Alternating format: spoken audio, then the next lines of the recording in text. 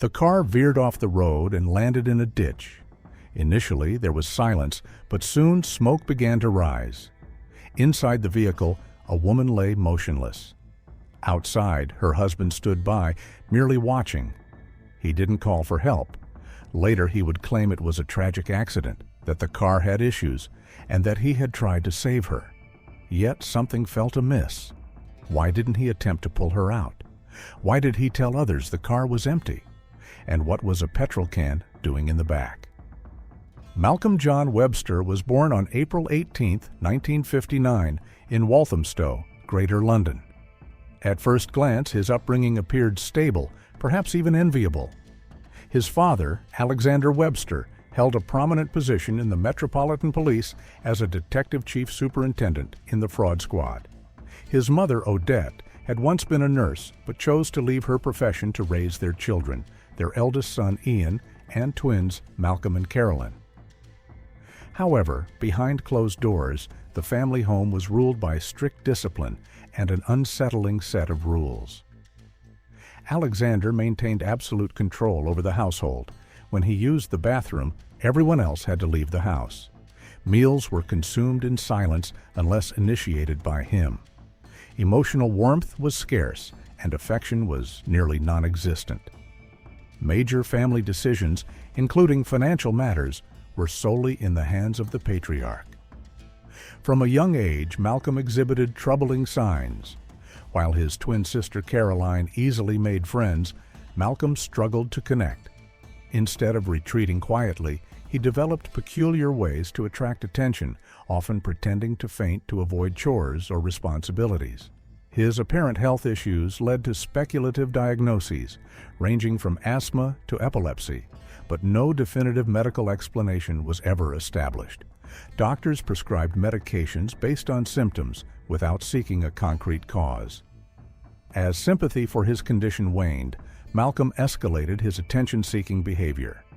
He became fascinated with fire, setting small blazes at school and earning the nickname Pyro from classmates.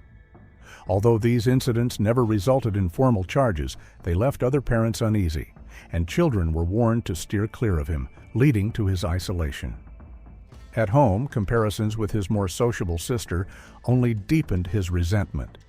In an attempt to provide him with a fresh start, his parents enrolled him in a private boys' school. Initially, Malcolm seemed to thrive, joining the drama club, improving his grades, and reinventing himself. He claimed his family was wealthy and well-connected, but his lies eventually caught up with him, leading to a loss of trust. At 15, he was withdrawn from school without protest, as education no longer interested him. He craved independence and income. His early working years were scattered and unfulfilling.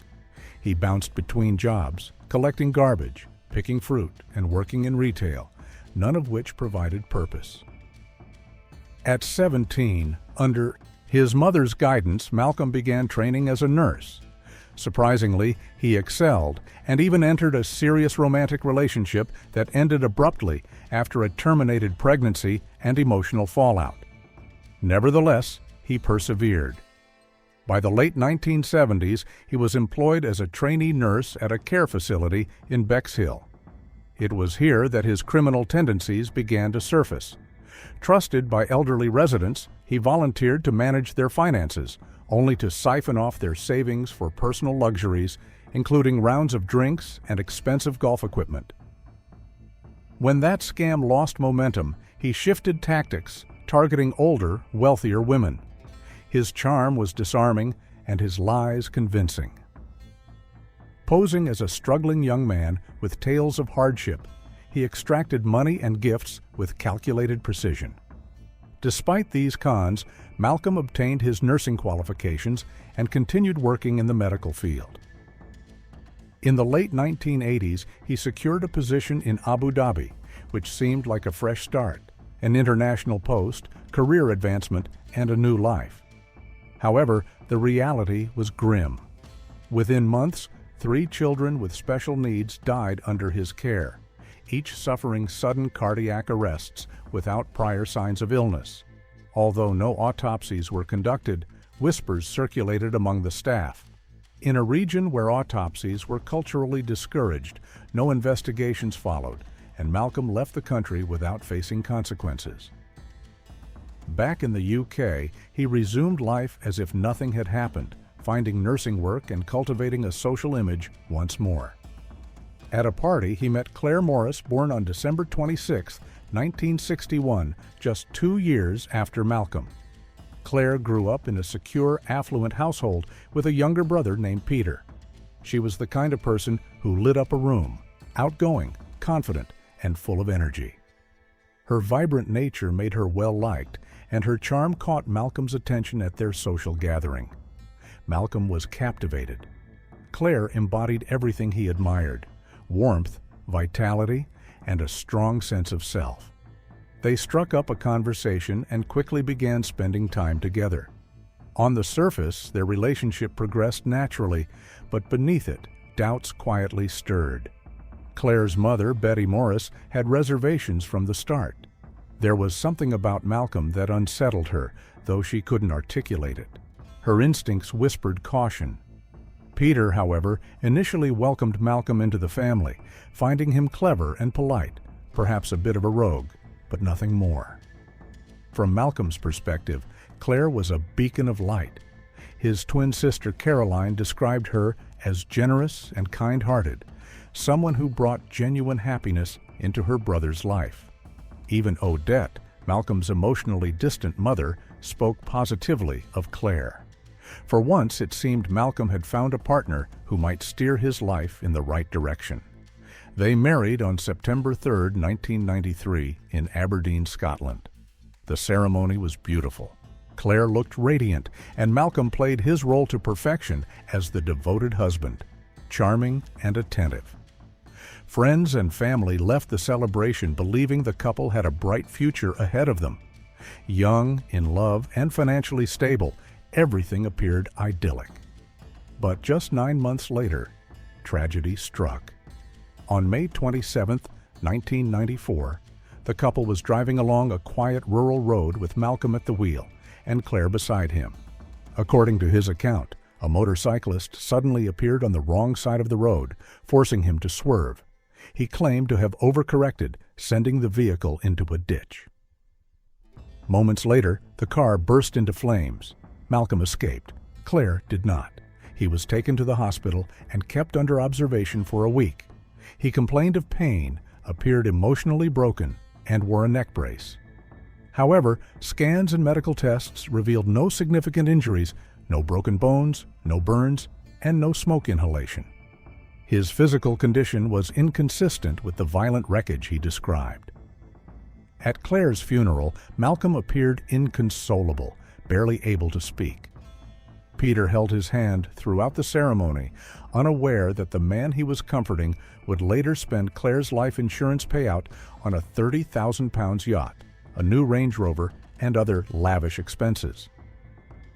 The insurance totaled £200,000, an enormous sum in 1994, and it vanished quickly.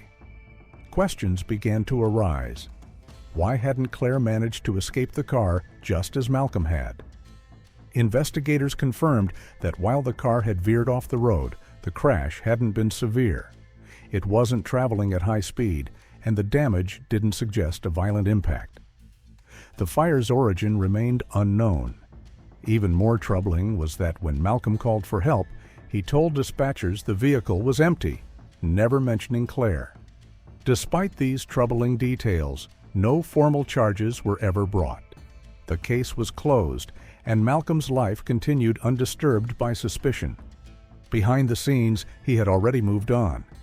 Soon after Claire's death, Malcolm began a secret affair with Geraldine Oakley, a hospital IT manager.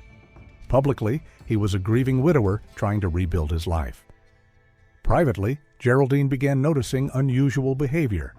Malcolm spoke of Claire's death in unsettlingly clinical terms, often circling back to whether a second autopsy would be ordered. His cold fascination with the topic disturbed her deeply.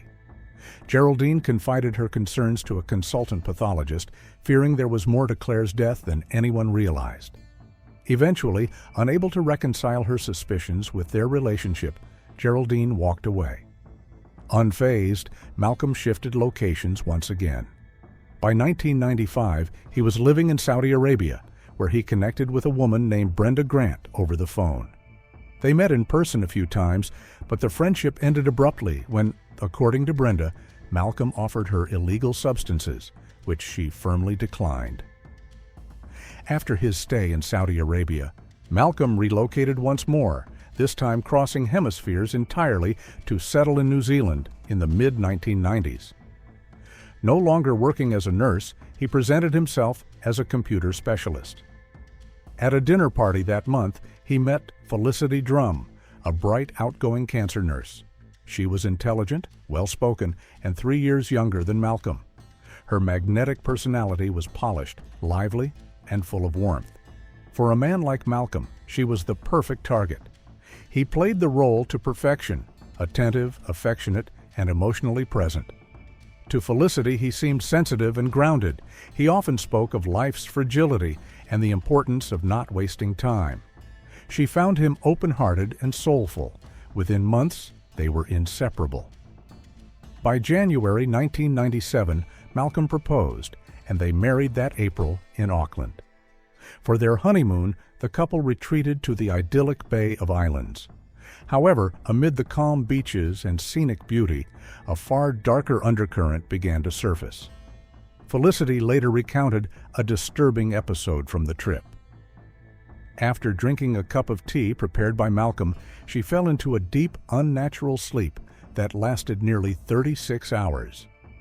It wasn't a one-off.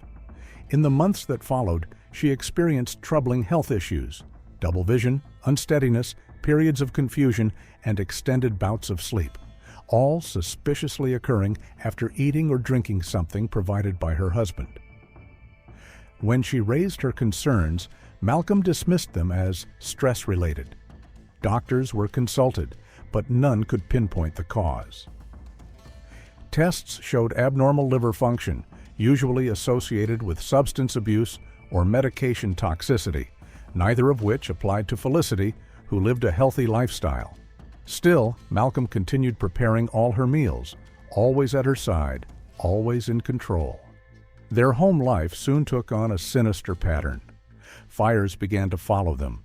One broke out at Felicity's parents' house while the couple was staying there, another at a rental cottage, and a third at a property they were considering purchasing.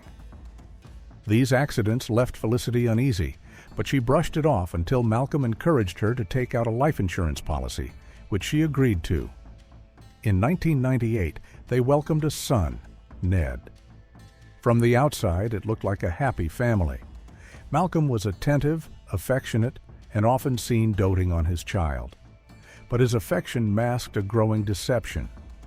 In early 1999, the couple planned to purchase a home in Auckland. Malcolm repeatedly stalled the payment, claiming the funds from a UK bank transfer hadn't cleared. As the February 12th deadline approached, the pressure mounted. That day, Malcolm and Felicity headed to the bank together. During the drive, Malcolm began complaining about the car's steering. Then, without warning, the vehicle veered across 2 lanes and slammed into a ditch. Felicity grabbed the wheel in panic and found it responsive. Nothing about the car's handling felt off. Malcolm exited the vehicle and told her to remain inside, but she didn't listen. She stepped out to phone the bank, likely to delay their meeting. Later, the significance of that decision would become chillingly clear. Just a week after the crash, Malcolm arranged a picnic in a remote area. During the drive, the couple argued, nothing major. Then, in an apparent peace offering, Malcolm handed her a bottle of water. Moments later, Felicity passed out. She awoke hours later in the passenger seat, disoriented and groggy. The car was now deep within a forest. Her phone rang. It was her father, worried after not hearing from her. When Malcolm returned to the car and saw her awake, he looked startled, even alarmed. He climbed into the car, tense, and asked how she had managed to regain consciousness. Felicity didn't know. Her head spun, and her memory was foggy. But one thing was clear. Something was terribly wrong. She demanded he take her home immediately. Back at the house, with her senses returning, she started asking questions. Why had they been in the middle of the forest? What had caused her to pass out? Malcolm dodged her inquiries. Then he suddenly clutched his chest, claiming he might be having a heart attack. He rushed off, allegedly heading to the hospital. Hours later, he returned with an astonishing announcement. Doctors had diagnosed him with leukemia. But this was no cry for help. It was a distraction. Felicity's father, Brian, had already harbored suspicions about his son-in-law. After speaking to the family solicitor, Brian began investigating Malcolm's finances. What he found changed everything. Together, father and daughter searched through Malcolm's belongings and discovered a key to a private mailbox. Inside were damning documents. A bank statement showed that Malcolm had secretly moved 140,000 New Zealand dollars from a joint account into a personal one in Aberdeen. Credit card bills revealed he was drowning in debt. Brian took immediate action, securing a court injunction that legally barred Malcolm from the family home. By the time it was served, Malcolm had vanished, fleeing New Zealand just as Felicity began to uncover the full scope of the betrayal. Medical tests later confirmed what she had feared. Her body contained dangerously high levels of sedatives, drugs she had never knowingly taken. Once Malcolm was gone, the symptoms vanished as if they had never existed. The man she had loved, trusted, and married had slowly and methodically poisoned her. Her suspicions, once merely instinct, had now solidified into certainty. While searching through their shared email account, Felicity uncovered damning messages to a UK estate agent. Malcolm had been posing as a single father, planning a quiet relocation to Cornwall with their son. He was arranging to move by the end of 1999, and not a word of this had ever been shared with Felicity. Then came a discovery that changed everything. In the boot of the car Malcolm had abandoned, she found a petrol canister. It was the final piece. A horrifying realization dawned. He had intended to replicate the exact circumstances of his first wife, Claire's death. The plan had almost succeeded until her father's well-timed phone call had inadvertently saved her life. Felicity now understood the forest, the unconsciousness, the steering failure, and the sedatives. It had all been part of a carefully rehearsed script. She managed to confront Malcolm once, just once. Calmly, she told him she knew what he had tried to do. His reply chilled her to the bone. "You would have died happy." That sentence shattered any lingering doubts. Malcolm hadn't just deceived and manipulated her. He had plotted her death with methodical precision. For Felicity, the illusion was destroyed. She now knew she had married a murderer. She went straight to the police. In July 2000, New Zealand authorities issued 4 arrest warrants against Malcolm Webster. The charges were severe: arson, drugging his wife, and administering substances to cause harm. But Webster was already gone, having fled the country before he could face justice. From that point on, he was officially a wanted man. As the investigation unfolded, more details emerged. Felicity had only been aware of 1 life insurance policy, but Malcolm had secretly forged 8 more, with a combined value nearing 2 million New Zealand dollars. His motivation had always been clear: control, deception, and financial gain, no matter the cost. What he did next was true to form. In 2000, Malcolm slipped back into the United Kingdom. He confessed nothing to his family and resumed life as if nothing had happened. He found work, played the role of a respectable man, and once again sought out wealthy women. In August 2004, he met Simone Banerjee at a hospital, where he worked in nurse administration while she managed the surgical theater. The two soon became a couple, and by 2006, they were engaged. To Simone, Malcolm was a sensitive soul. He shared stories about his supposed battle with leukemia, disappearing for hours and claiming he had been undergoing treatment. He told her of his tragic past, including the accidental death of his first wife, Claire. He even claimed certain television scenes, fires, car crashes, were too traumatic for him to watch. Simone believed him, unaware that he was still legally married to Felicity Drum, a fugitive in New Zealand, and that he had already attempted to murder 2 women. But police hadn't stopped tracking him. They found him living openly in Aberdeen under his real name. Simone may never have learned the truth if authorities hadn't contacted her directly. When they finally did, they warned her of the grave danger she was in. At first, Simone refused to believe it. She confronted Malcolm, who turned pale. Then, without another word, he packed a bag, mumbled an apology, and walked out. Malcolm Webster was arrested in July 2007 in Scotland.